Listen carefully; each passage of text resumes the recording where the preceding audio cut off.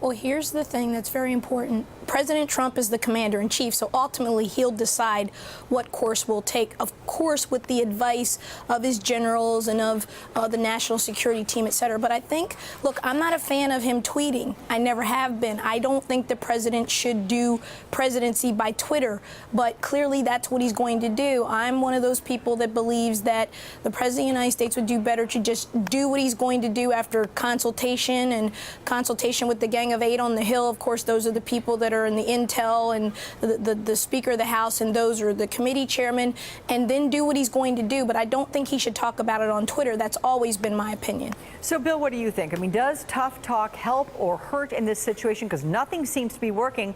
But in all fairness, neither has it worked for past administrations either. No, I was just going to make that point, Alex. Thanks. I mean, this is a very, very serious situation. It's kind of Donald Trump's first major foreign policy crisis.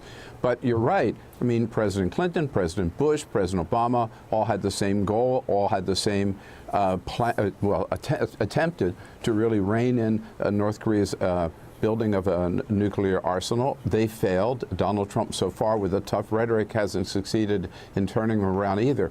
I think what we need is really some of the things your previous guests have talked about, which is a very steady hand, getting very, very cool, deliberate, but very strong response, choking North Korea off financially, and then getting them back to the table. They're never going to reverse. Look, they are a nuclear nation. I think we have to accept that. They're not going to reverse it, but the goal would be, I think, to limit them and to bring them in the company of nuclear nations with admitted restraint and limits. In the meantime, it does not help to call diplomacy appeasement. I mean, tell that to Richard Nixon or Ronald Reagan or George W. Bush. Doesn't help. Right. I want to just repeat what the president tweeted this morning with you, Aaron, that talk of appeasement with North Korea will not work. They only understand one thing. But can you tell me what that thing is, what one thing it is? No, and I think that's a big question. But the other thing I would say is that a lot of these tweets are masking the fact that the administration actually doesn't have a plan with respect to North Korea. That's what that means to say that all options are on the table. They don't know which option to take. And we continue to hear more and more about sanctions, but sanctions are coming in a little bit at a time.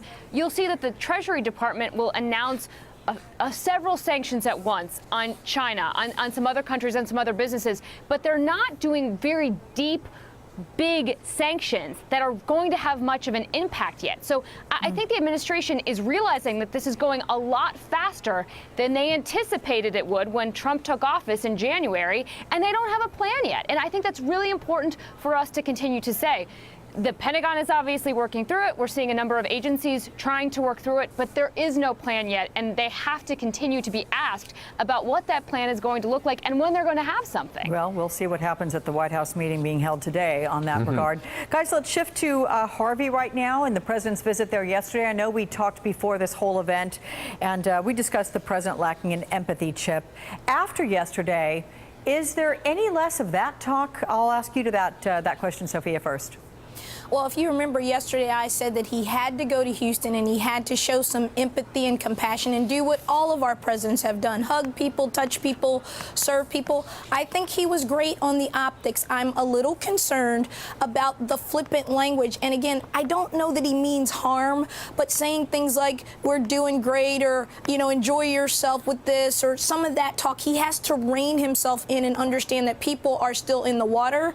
People have lost everything. People have lost their lives. They've lost loved ones. And so nothing about what's going on in Houston right now or the surrounding areas in Louisiana, et cetera, is good. Yes, we've seen heroes. We've seen bravery. We all feel good about that as Americans. But I think he scored a lot of points on the optics yesterday. But I think he needs to watch what he says. But Aaron, you know what? Every presidential trip like this is somewhat orchestrated. Do you think this administration was more conscious of the need for this kind of behavior to be expressed in other White Houses?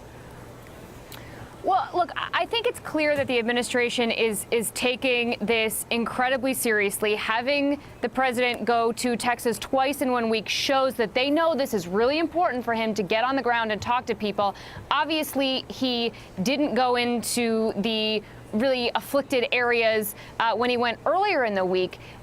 But look, I think the president obviously has a big learning curve when it comes to the empathy. But I think on this particular issue, this administration is new. He's going to continue learning on the job. And has he made some mistakes on this front? Absolutely. But they're clearly putting every resource they can into it. And you have to give him some credit.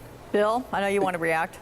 Yeah, here's my beef. Okay, first of all, I got to say, the response on the part of, I think, federal, starting with FEMA, state agencies, local agencies, has been terrific. The response on the part of the Texans has been incredible. I don't fault the president. Yeah, he missed a beat the first trip. I think he made up for it yesterday. I don't fault him for that. Here's where I fault him. He is willing to say this is the biggest hurricane we've ever seen hit this country. Yes, Mr. President. Why? Because of climate change. He will not connect the dots. The real response to Houston will be to say, I made a mistake getting out of the Paris Accords. We're going back in. Don't hold your breath. Okay. Guys, I want to ask all of you about something that mostly got lost in the events of yesterday and overnight, and that is the report that Robert Mueller has a draft letter from President Trump explaining why he was firing James Comey. Bill, this would be red meat for you. Is it significant? Well, I think it may be red meat for Robert Mueller.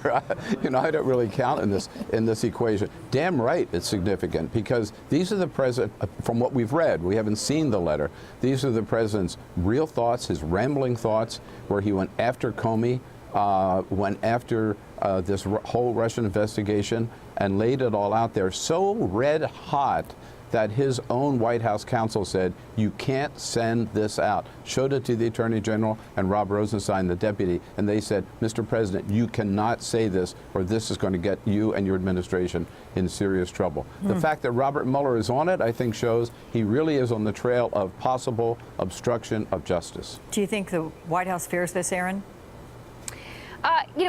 They should. And I think, if anything, what this particular letter does is negates anything that Trump said when he tried to say that Rod Rosenstein was the one who made the recommendation.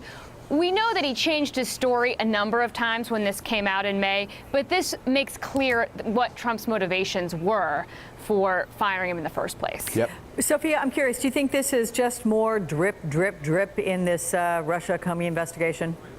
Well, of course it is, but 2 points I want to make quickly. Number one, the President of the United States has the authority to fire the FBI director. Right. The second part to that, however, is if he did it, and this memo bears out that he did it in some vindictive or way to obstruct an investigation, or to what we would like to call as lawyers put a chilling effect on anybody else conducting an investigation, that's a problem. And so I think it really depends on what is said. It's been a drip, drip, drip. It's going to continue to be as long as Mueller is investigating, and the rest of us, don't know exactly what's going on yet. Right. So, yeah, that's a problem for them.